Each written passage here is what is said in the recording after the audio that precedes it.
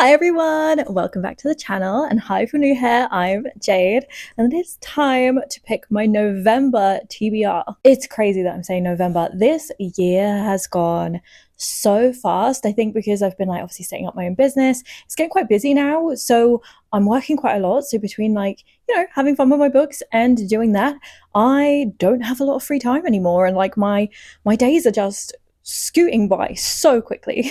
So I am filming this quite early again in the month, and the video is probably going to appear like a week before I would usually post my TBR jar videos, but that's because I'm making like a full reading vlog, and weather permitting, there's going to be some more stuff that I want to film for that I haven't yet. So I feel like the TBR jar video is going to come first. So it might be a little bit earlier in October than you would expect to be seeing this, but I figured let's just get it done. I do genuinely enjoy filming these and seeing what I'm going to get for my TBR. Without further ado, let's pick our first one. As usual, I'm going to do 3 picks, and that's mainly because I have 3 book clubs that I tend to follow. I have 2 in person and 1 online, so that's already another 3 books that are set for my TBR. So that kind of gives me 6 set books, and that gives me a little bit of wiggle room for anything I just really fancy reading. So the TBR jar is balanced on my knee, and let's see what we get this time.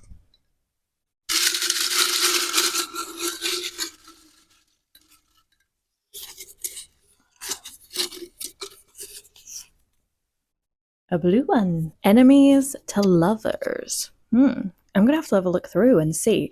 Now there is one that springs to mind, but that's actually already on this TBR for this month that was picked last month. So now I need to go through my books and see what I actually have. Okay, I have picked out 2 options. There was one that sprang straight to mind, which I was almost certain was Enemy to Lovers, which is this one, Book Lovers by Emily Henry. I just knew a bit about the plot, but if you didn't know, it is that Nora is a cutthroat literary agent at the top of her game, and her whole life is books, and Charlie is an editor with a gift for creating bestsellers, and he's Nora's work nemesis. Nora has been through enough breakups to know she's the one men date before finding their happily ever after. To prevent another dating dud, Nora's sister persuades her to swap her city desk for a month's holiday in Sunshine Falls. It's a small town straight out of a romance novel, but instead of meeting sexy lumberjacks, handsome doctors, or cute bartenders, Nora keeps bumping into Charlie. So yeah, this sprang straight to mind, so this is an option. And after reading many blurbs, I also came up with The Serpent and the Wings of the Night, because it sounds like it's enemies to lovers. Let me read you the description. The adopted human daughter of the night-born vampire king, Aurea, carved her place in a world designed to kill her. Her only chance to become something more than prey is entering the Kajari, a legendary tournament held by the goddess of death herself. But winning won't be easy amongst the most vicious warriors from all 3 vampire houses. To survive, Aurea is forced to make an alliance with a mysterious rival. Everything about Rain is dangerous. He is a ruthless vampire, an efficient killer, an enemy to her father's crown, and her greatest competition. Yet what terrifies Aurea most of all is that she finds herself oddly drawn to him. But there's no room for compassion in the Kajari. War for the Nightborn crown brews, shattering everything that Aurea thought she knew about her home. And Rain may understand her more than anyone, but their blossoming attraction could be her downfall, in a kingdom where nothing is more deadly than love. So yeah, I feel like this suits enemies to lovers because they obviously are from enemy families, it would seem. So yeah, I kind of figured these were both an option. Now I have to say, I have read a lot of books this year with a very similar plot to Book Lovers, and I really have enjoyed Emily Henry this year. I think I've read 2 of her books, this year, which was my first time reading Emily Henry. So I am excited to continue with some more Emily Henry, but I just feel like I've read so many romances with a similar story and tropes and that lately that I just don't know if I really want to dive in right now with another one. Whereas maybe it is time to start a new fantasy series. I mean, I'm in the middle of a few, but I feel like I have concluded a few more since picking up any other new ones. So yeah, I'm kind of excited to read this. I also already have the second book, so if I love this one, I can just keep going straight in, which is good in terms of a series. So yeah, I think we're gonna try this. We're gonna try Carissa Broadbent because yeah, I haven't read anything from her yet. Okay, yeah, so the jar is back on the knee for our second pick, which I'm excited to see what we get. I am hoping I get stuff that kind of leads me to have a few more like fall themed books, because I have so many and I just feel like I'm not getting through them fast enough this October how I would like. So if I could get a few more for the beginning of November, because I kind of stay with a lot of fall theme books until kind of Thanksgiving time, and that's when I tend to like reach to swap for Christmas. So I wouldn't mind a few more. So let's hope and pray that I get something that will allow me to take some more of those off my TBR. A purple one this time. A green cover. I don't know.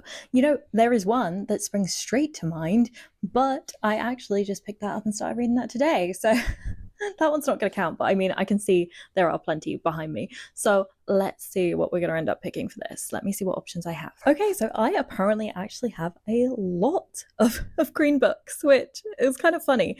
So I have just picked 4 options out of the many there are that are like literally the most undeniably green. So first off, we have the Inheritance Games, which is the first book in a series. So yeah, I'm like, oh, do I pick up another series? I don't know, but I have always heard really good things about these. So yeah, just a quick summary of this one.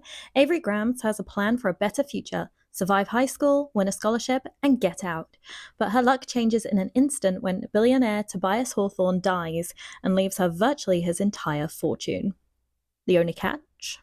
Avery must move into his sprawling mansion full of secret passages, riddles, and codes. Unfortunately for Avery, Hawthorne House is also occupied by the family that was just disinherited. This includes the 4 Hawthorne grandsons, dangerous, magnetic boys who grew up with every expectation that one day they would inherit billions. Heir apparent Grayson is convinced that Avery is a conwoman, and he's determined to take her down. But his brother Jameson views her as their grandfather's last hurrah, a twisted riddle, a puzzle to be solved. Caught in a world of wealth and privilege, with danger around every turn, Avery will have to play the game herself just to survive. So yeah, I've always kind of heard that it's a little bit like the Hunger Games, but like within a family kind of idea, and it's all about like survival and the inheritance and stuff.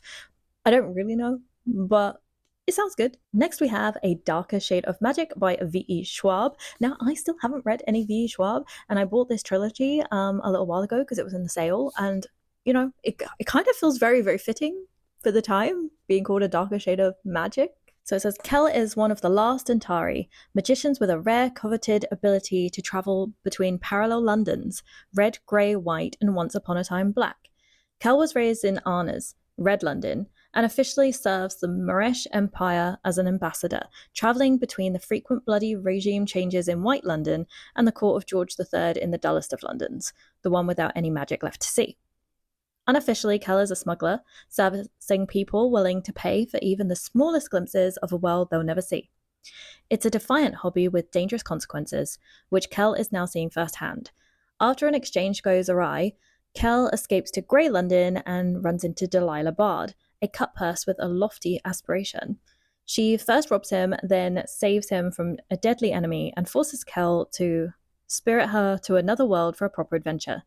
Now perilous magic is afoot, and treachery lurks at every turn. To save all of the worlds, they'll first need to stay alive. I gotta say, this sounds quite intriguing, because I don't know about you, but with the amount of Londons and stuff, I was like, hang on, what?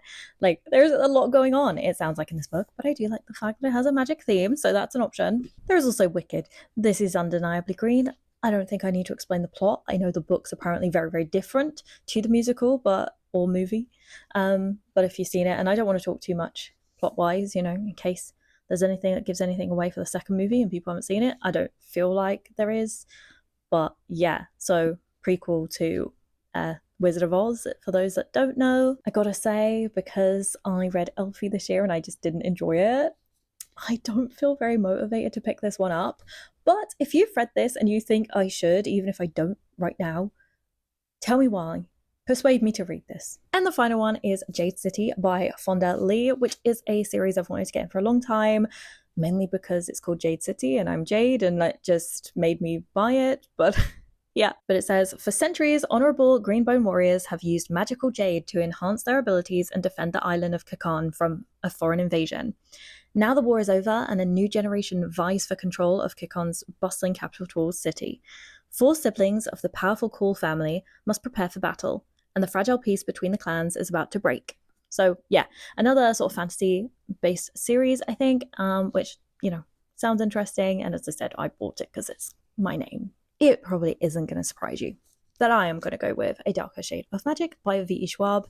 Not only because it does so, fall and magic, because I feel like, be close enough to Halloween that it still feels kind of cool.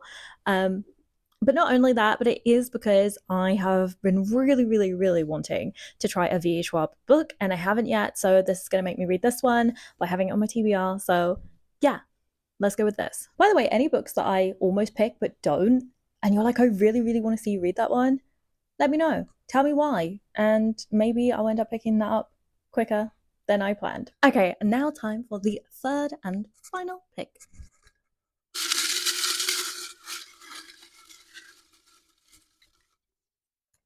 A green one. The most reviewed book on Goodreads. Oh gosh, this could take a while to find out, but let me try and find out. So the one with the most reviews. Okay, got it. I gotta say that took some dedication to really go through some of these. I can't say I verified the amount of reviews for every book on here, but I kind of picked any out that I suspected would have quite a lot. And I was actually quite surprised by the one that I appear to have found has the most. But I believe that to be The Book Thief by Marcus Zuzak. This has almost 3 million reviews on Goodreads. I found several that were over 1 million, a few over 2 million, but this is in the high 2 millions. So I believe that is The Book Thief, that this is what it has chosen for me. And I'm not mad about that because I adored the movie of this years ago, but I haven't watched it since. And I was kind of like trying to forget the plot a little bit before reading, which I feel like I kind of have enough now because it's literally been years since I saw the movie. So I remember it a little bit, but not super well. And I know a lot of people adore the book, and I just really wanted to read it. So I got it not long after seeing the movie, but then have just held on to it. So I think it's time it comes off my TBR because it probably has been on there one of the longest. And in case you just didn't know anything about it, it is 1939 Nazi Germany, and the country is holding its breath. Death has never been busier, which, if you know your history, you're going to know that. Liesel, a 9-year-old girl, is living with a foster family on Himmel Street. Her parents have been taken away to a concentration camp. Liesel steals books. This is her story and the story of the inhabitants of her street when the bombs begin to fall. I kind of feel like war books are kind of fitting for these like darker months as we go into it anyway. So yeah, it's definitely going to be a bit of a different one for my TBR this month, that's already picked. So I like that. And I do enjoy my sort of historical fiction. So I just suspect already I'm going to love this one. So just a reminder for what we've got. For enemies to lovers, we have The Serpent and the Wings of Night by Carissa Broadbent. For green cover, we have A Darker Shade of Magic by V.E. Schwab. And for most reviewed on Goodreads, we have The Book Thief by Marcus Zuzak. And that is everything that the TBR jar has chosen for me today. So I hope you have enjoyed watching. Let me know if there's any books you really want to see me get off my TBR, or even if you love any of the ones that I have picked, let me know. Encourage me to really want to go into reading them all, and I will see you again real soon. Bye!